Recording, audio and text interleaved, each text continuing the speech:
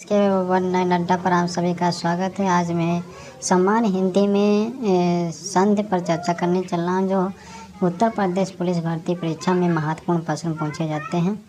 आइए देखते हैं। तो प्रश्न संख्या 1 कहता है कि प्रश्नगत अत्यल्प में कौन सी संधि है। तो अत्यल्प में कौन सी संधि है, तो यण संधि है।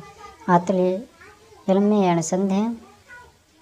अत्यल्प अति धन अलप या यण संधि के अनुसार हस्व अर्थात दीर्घ ई उ ऋण के बाद यदि कोई स्वर आता है तो ई का ई के बदले या उ अतः उ के बदले या ऋण के बदले रा हो जाता है। ठीक है, इसलिए यण स्रोत बनता है।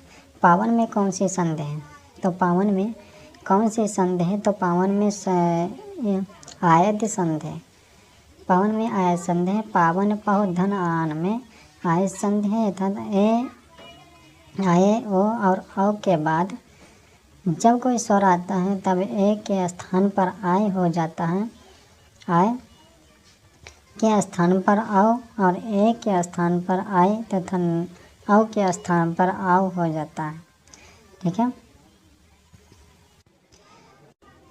प्रश्न नंबर 3 है दिगंबर। दिगंबर में कौन सी संधि है, तो दिगंबर में व्यंजन संधि है। आंसर नंबर डी सही है, व्यंजन संधि।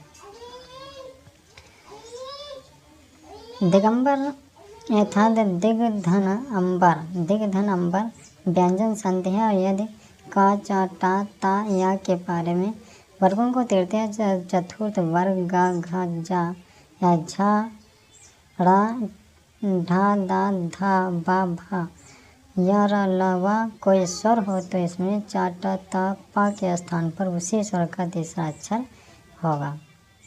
ठीक है। अगला है यण संधि। निष्पाप। तो निष्पाप में कौन सी संधि है, तो निष्पाप में कौन सी संधि है, विसर्ग संधि होगी। निष्पाप में विसर्ग संधि है। उसके बाद प्रश्न नंबर 5 है मनोषध में कौन सी संधि है, तो मनोषध में व्यर्थ संधि है। मनोषध में व्यर्थ संधि है।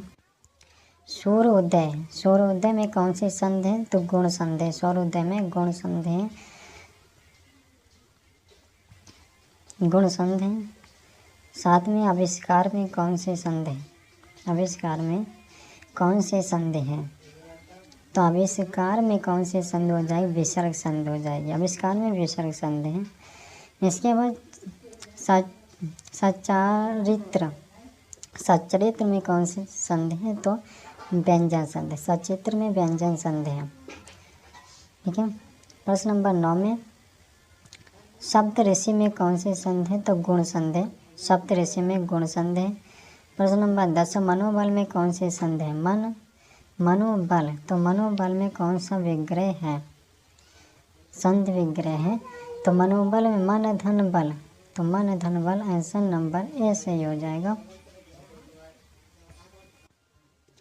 अगला है बांजल। बांजल में कौन सी संधि है, तो बक धन जाल। बक धन जाल बांजल आंसर नंबर ए सही हो जाएगा। तथेव में कौन सी संधि है, तो तथेव में कौन सी संधि हो जाएगा, तथा धन आओ। तथा धन आओ आंसर नंबर सी सही है। ठीक है। अगला देखिए गंगोदक में कौन सी संधि है, तो गंगोदक में कौन सी संधि हो जाएगी, गंगा धन उदय। गंगा धन उदय में आंसर नंबर ए सही हो जाएगा। गंगोदक में गंगा धन उदय संधि हो जाएगी। प्रश्न नंबर 14 तो निम्नलिखित में से निम्नलिखित शब्द में कौन सी संधि है, तो अति धन आवश्यक या अत्यावश्यक। तो अत्यावश्यक में यण स्वर संधि होगी। किसमें, यण स्वर संधि आंसर नंबर सी सही है। इसके बाद यशोधरा में कौन सी संधि है, तो यशोधरा में कौन सी संधि, यश धन धरा यशः धन धरा यशोधरा। ऐसा धन धरा में यशोधरा संधि हो जाएगी। आंसर नंबर कविश्वर में कौन सी संधि है, तो कविश्वर में कौन सी संधि हो जाएगी, दीर्घ स्वर संधि हो जाएगी। कविश्वर में दीर्घ स्वर संधि हो जाएगी। संसार में कौन सी संधि है, तो संसार में व्यंजन संधि है। आंसर नंबर सी सही, व्यंजन संधि। इसके बाद तन्मय में कौन सी संधि हो जाएगी? तन्मय में व्यंजन संधि, आंसर नंबर ए सही है। इत्यादि में कौन सी संधि होगी? इत्यादि में यण संधि, आंसर नंबर ए सही हो जाएगा। इसके बाद पितृण, पितृण में कौन सी संधि है? तो पितृण में कौन सी संधि? पितृधन ऋण, पितृधन ऋण, पितृण में पितृधन ऋण संधि हो जाएगी।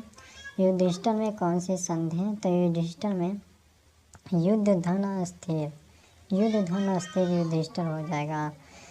नमस्कार दोस्त, प्यारे दोस्तों, मेरा यह वीडियो आप लोगों को अच्छा लगा तो लाइक करना, सब्सक्राइब करना, और भी मैं ऐसे वीडियो लेकर आऊँगा जो महत्वपूर्ण प्रश्न हिंदी साहित्य के आपको देखने को मिलेंगे। नमस्कार, जय हिंद।